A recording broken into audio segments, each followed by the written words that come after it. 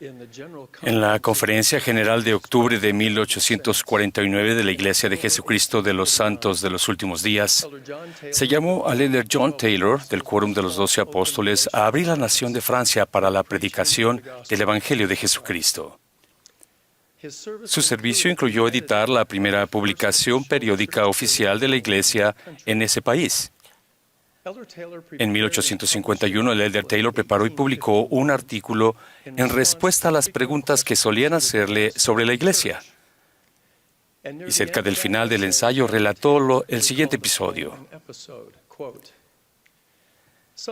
Hace unos años, en Nauvoo, un caballero, miembro de la legislatura, preguntó a José Smith ante mí cómo podía él gobernar a tanta gente y mantener un orden tan perfecto, comentando al mismo tiempo que a ellos les era imposible hacerlo en cualquier otro lado. El señor Smith contestó que era algo muy fácil de hacer. ¿Cómo?, preguntó el caballero. Para nosotros es muy difícil. El señor Smith respondió, les enseño principios correctos y ellos se gobiernan a sí mismos. Ruego que el Espíritu Santo nos instruya y edifique a cada uno de nosotros mientras hago hincapié en la importante función que tienen los principios en el Evangelio restaurado de Jesucristo.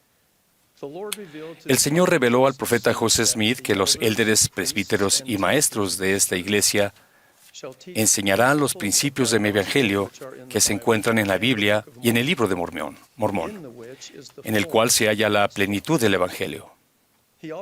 También declaró que los santos de los últimos días deben ser más perfectamente instruidos en teoría, en principio, en doctrina, en la ley del Evangelio, en todas las cosas que pertenecen al reino de Dios que os conviene comprender. Dicho de manera breve, un principio del Evangelio es una pauta basada en la doctrina para el justo ejercicio del albedrío moral.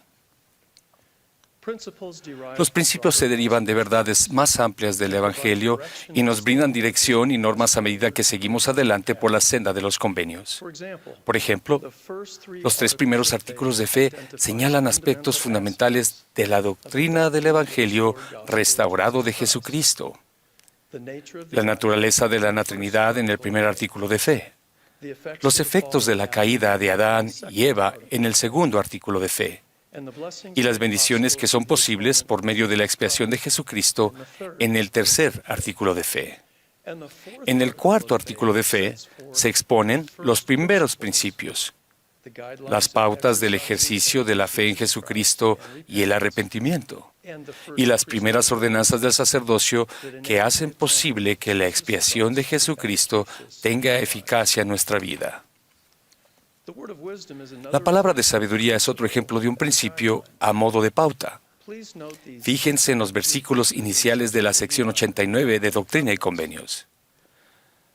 Dada como un principio con promesa, adaptada a la capacidad del débil y del más débil de todos los santos, que son o que pueden ser llamados santos.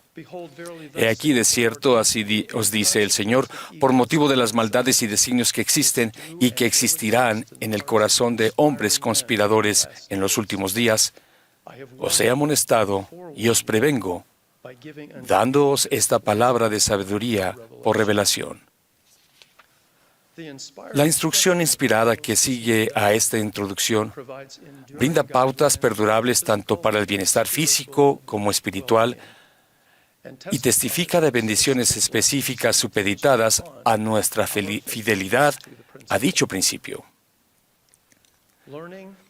Al aprender, comprender y vivir los principios del Evangelio, se fortalece nuestra fe en el Salvador, se ahonda nuestra devoción a Él y se invita a nuestra vida a una infinidad de bendiciones y dones espirituales. Los principios de rectitud también nos ayudan a mirar más allá de nuestras preferencias personales y los deseos egocéntricos, dándonos la apreciada perspectiva de la vida eterna a lidiar con las diversas circunstancias, retos, decisiones y experiencias de la vida terrenal. Las palabras del profeta José Smith acerca de enseñar principios correctos tal vez sea una de sus enseñanzas más citadas. Hallamos ejemplos magníficos de este modelo inspirado de instrucción en boca de los siervos autorizados del Señor en la actualidad. En una conferencia general de 1998, el presidente Dallin H. Oaks habló sobre los deberes que tienen los poseedores del sacerdocio arónico en cuanto a la preparación y administración de la Santa Cena. Allí describió el principio de no distraer e indicó que un poseedor del sacerdocio arónico jamás querría que hubiese nada en su apariencia ni conducta que distrajera a miembro de la iglesia alguno de la adoración y renovación de sus convenios. El presidente Oaks también hizo hincapié en principios relacionados como el orden, la limpieza, la reverencia y la dignidad. Curiosamente, el presidente Oaks no dio a los hombres jóvenes una larga lista de cosas que podían y no podían hacer, sino que explicó el principio con la expectativa de que ellos, sus padres y sus maestros podían y debían utilizar su propio criterio e inspiración para seguir la pauta. Él explicó: "No voy a sugerir reglas detalladas, dado que las circunstancias en los diferentes barrios y ramas de nuestra iglesia mundial son tan diferentes que una regla específica que pueda requerirse en cierto lugar quizás sea inapropiada en otro. Más bien sugeriré un principio basado en las doctrinas. Si todos entienden este principio y actúan en armonía con él, existirá muy poca necesidad de reglas. Si se necesitaran reglas o consejos en casos individuales, los líderes locales pueden proporcionarlos en armonía con las doctrinas y los principios correspondientes". El presidente Russell M. Nelson nos enseñó en la Conferencia General de abril de 2015 que el día de reposo es una delicia. Y explicó cómo había llegado él a comprender personalmente un principio básico sobre cómo honrar el día de reposo. ¿Cómo santificamos el día de reposo? En mi juventud estudiaba las listas que otras personas habían recopilado de lo que se podía y lo que no se podía hacer en el día de reposo. No fue sino hasta más adelante que aprendí de las Escrituras que mi conducta y mi actitud en el día de reposo constituían una señal entre mi Padre Celestial y yo. Con ese entendimiento, ya no necesité más listas de lo que se podía y no se podía hacer. Cuando tenía que tomar una decisión en cuanto a si una actividad era o no apropiada para el día de reposo, simplemente me preguntaba a mí mismo: ¿qué señal quiero darle a Dios?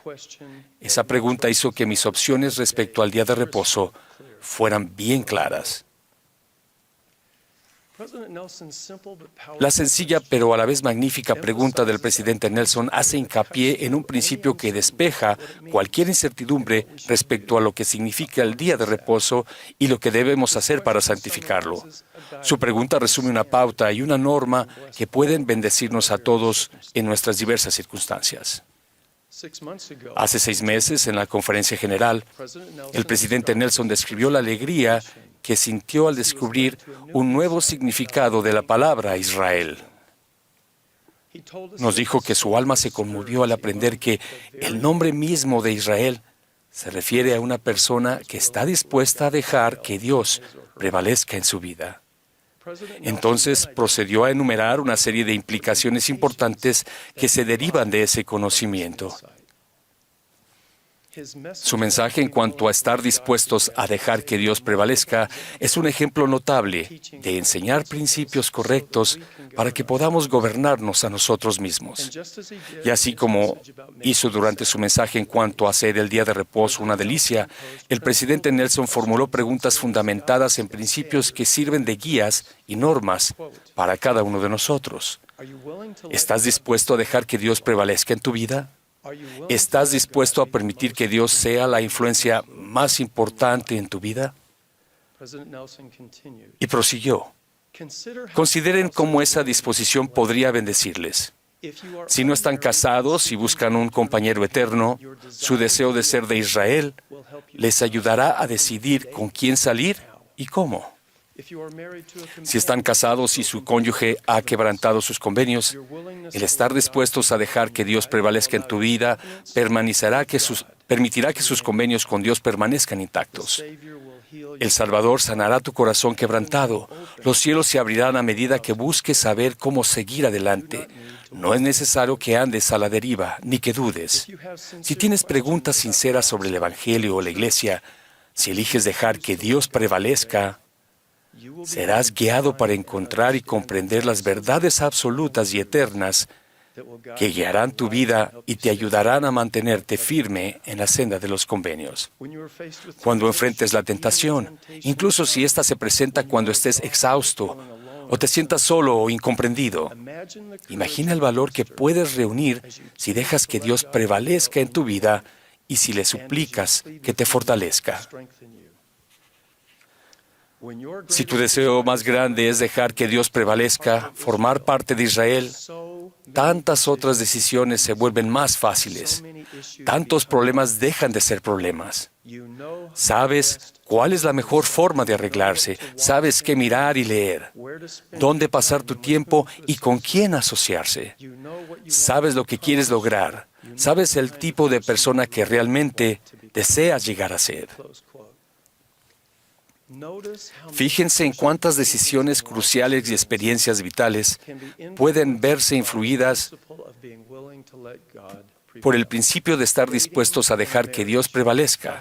Salir en citas y casarse, preguntas y dudas sobre el Evangelio, la tentación, el arreglo personal, qué mirar y leer, dónde pasar el tiempo, con quién relacionarse y muchísimas más. Las preguntas inspiradas del presidente Nelson hacen hincapié en un principio sencillo que brinda dirección en cada aspecto de nuestra vida y que nos permite gobernarnos a nosotros mismos.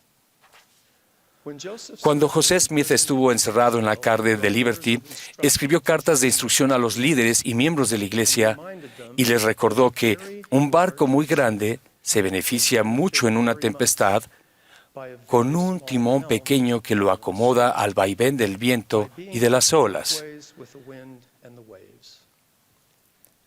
Un timón está compuesto por una rueda o una barra y el equipo correspondiente y sirve para dirigir un barco o una embarcación.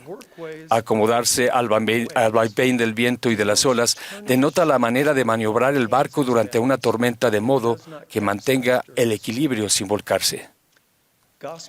Los principios del Evangelio son para mí y para ustedes lo que un timón es para un barco. Los principios correctos nos permiten encontrar el camino y permanecer firmes, constantes e inmutables para no perder el equilibrio y caer en las furiosas tormentas de tinieblas y confusión de los últimos días. Hemos sido abundantemente bendecidos en esta conferencia general al aprender sobre principios eternos por medio de los siervos autorizados del Señor. Ahora bien, nuestra responsabilidad individual es gobernarnos a nosotros mismos de acuerdo con las verdades de las que han testificado. El presidente Ezra Taft Benson enseñó: en los próximos 6 meses, el ejemplar de la revista Leona en el que se publican los discursos de la conferencia deben de estar juntos a sus libros canónicos para que lo consulten frecuentemente. Con toda la fuerza de mi palabra, los invito a todos a aprender, vivir y amar los principios de rectitud. Solo las verdades del Evangelio pueden permitirnos hacer con buen ánimo cuanta cosa esté a nuestro alcance, a fin de seguir adelante en la senda de los convenios y ver la salvación de Dios y que se revele su brazo. Sé que la doctrina y los principios del Evangelio de Jesucristo son la fuente fundamental de dirección para nuestras vidas y de un gozo perdurable tanto en la vida terrenal como en la eternidad. Y en este glorioso domingo de Pascua testifico con gozo que nuestro corazón salvador viviente es la fuente de la que emanan estas verdades. Y de ello testifico en el sagrado nombre del Señor Jesucristo. Amén.